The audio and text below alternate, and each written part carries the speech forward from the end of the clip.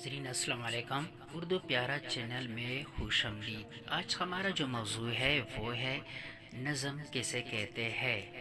اکثر انٹرویوز میں اس طرح کے سوالات اٹھائے جاتے ہیں، یعنی فیڈرل پبلک سروس کمیشن کے ایک انٹرویو میں یہی سوال کیا گیا تھا کہ نظم سے کیا مراد ہے، یعنی نظم کی تعریف کرے اور نظم کا پہلا شاعر کن کو تسلیم کیا جاتا ہے۔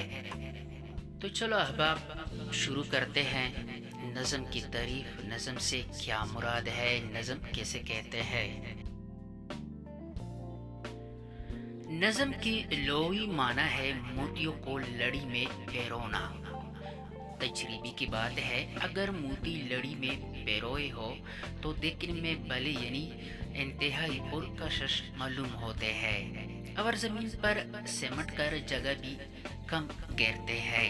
یہی حال کلام موضوع کا ہے، یعنی اردو ادب بلکہ ہر ادب میں شاعری کا ہے، جس کا پڑھنے والا خود ڈوب جاتا ہے، یعنی مشغول ہو جاتا ہے، اور شاعری کا سننا دل کو راحت بخشتا ہے، اور نظم یا غزل کو بار بار پڑھنے سے سننے کو جی چاہتا ہے، اور دوسری طرف کئی صفحات کے معنی چند اشعار بلکہ چند الفاظ ہی میں ادا کر دیتے ہیں۔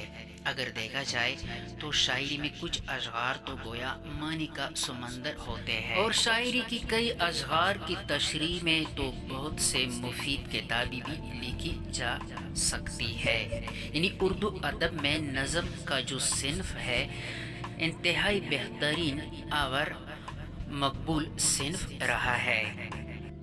اردو ادب میں صنف نظم کا پہلا شاعر نذیر اکبر آبادی کو تسلیم کیا جاتا ہے، یعنی نذیر اکبر آبادی جو ہے وہ اردو ادب کا پہلا نظم گو ہے۔